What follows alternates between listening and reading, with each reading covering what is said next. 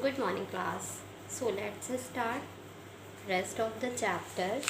हम लोगों ने पढ़ा था भाषा कितने प्रकार की होती है। तो भाषा दो प्रकार की होती है, लिखित और मौखिक भाषा। लिखित भाषा जो आप लिखते हो अपनी कॉपी में और फिर मैम पढ़ती है, तो जो बात हम लिख कर दूसरों तक पहुंचाते हैं वो होती है लिखित भाषा। और बोलकर, जैसे मैम अभी आपको बोलकर अपनी बात समझा रही है, मैम बोल रही है और आप सुन रहे हो, तो बोलकर और सुनकर जो बात एक दूसरे तक पहुंचाई जाती है वो होती है मौखिक भाषा। तो भाषा दो प्रकार की होती है, लिखित और मौखिक भाषा। अब हम लोग पढ़ेंगे लिपि किसे कहते हैं। जिस चिन्हों द्वारा हम लिखते हैं उसे कहते हैं लिपि। भाषा जिन चिन्हों द्वारा लिखी जाती है वो कहलाती है लिपि। तो हिंदी भाषा की लिपि है देवनागरी और अंग्रेजी भाषा की लिपि है रोमन लिपि। अंग्रेजी की लिपि है रोमन लिपि और हिंदी की लिपि है देवनागरी लिपि।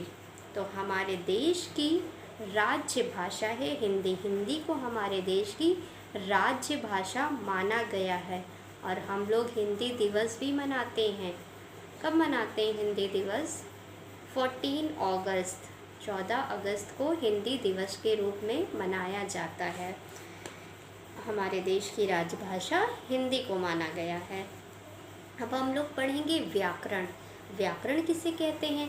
व्याकरण वह माध्यम है जिसके द्वारा हम भाषा को शुद्ध रूप से पढ़ना, लिखना और बोलना सीखते हैं। जिस तरीके से हम कोई वाक्य लिख तो देते हैं, लेकिन वो तब तक सही नहीं माना जाता जब तक हम उसे शुद्ध रूप से नहीं लिखते।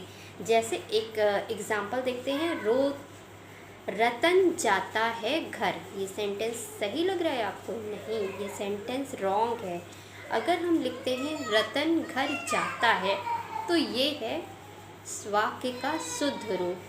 तो वाक्य को शुद्ध रूप से लिखना व्याकरण के द्वारा ही सीखा जाता है। व्याकरण के द्वारा ही हम वाक्य को शुद्ध रूप से लिख सकते हैं। व्याकरण के 3 अंग होते हैं, वर्ण, शब्द और वाक्य। वर्ण मीन्स अक्षर। सबसे पहले हम अक्षर सीखते हैं, जैसे क ख ग घ, अ से अ। इसके बाद 2 वर्ण मिलकर, जब हम 2 वर्ण को मिलकर लिखते हैं, मिलाकर लिखते हैं, तब वो बनता है शब्द। 2 3 4 अक्षर शब्द। 2 3 4 अक्षर को मिला के जब हम लिखते हैं तो वो बन जाता है शब्द। और कई शब्दों को मिलाकर जब हम लिखते हैं तो वो बन जाता है वाक्य। तो व्याकरण के 3 अंग होते हैं, शब्द, वर्ण, शब्द और वाक्य। भाषा का निर्माण कैसे होता है? भाषा का निर्माण होता है ध्वनियों से। ध्वनियाँ क्या होती हैं? ध्वनियाँ निकलती हैं वर्णों के उच्चारण से। जैसे हम बोलते हैं क, ख, तो ये सब हैं ध्वनियाँ। और जो हम पढ़ रहे हैं क, ख, ये है वर्ण। और जब 2 वर्ण मिलते हैं तो बनते हैं शब्द। 2 अक्षर वाले शब्द, 3 अक्षर वाले, और जब कई शब्द मिलकर हम लिखते हैं तो वो बन जाता है वाक्य। तो हम समझ गए भाषा किसे कहते हैं। भाषा वह माध्यम है जिसके द्वारा हम अपने भावों और विचारों को बोलकर, सुनकर, लिखकर, पढ़कर एक दूसरे तक पहुंचाते हैं, वो कहलाती है भाषा। और भाषा होती है 2 प्रकार की, बोलकर और सुनकर समझी जाने वाली भाषा कहलाती है मौखिक भाषा, और लिखकर और पढ़कर बोली जाने वाली भाषा लिखित भाषा। हमारे देश की लिपि क्या है? देवनागरी। हिंदी की लिपि है देवनागरी और अंग्रेजी की लिपि है रोमन लिपि।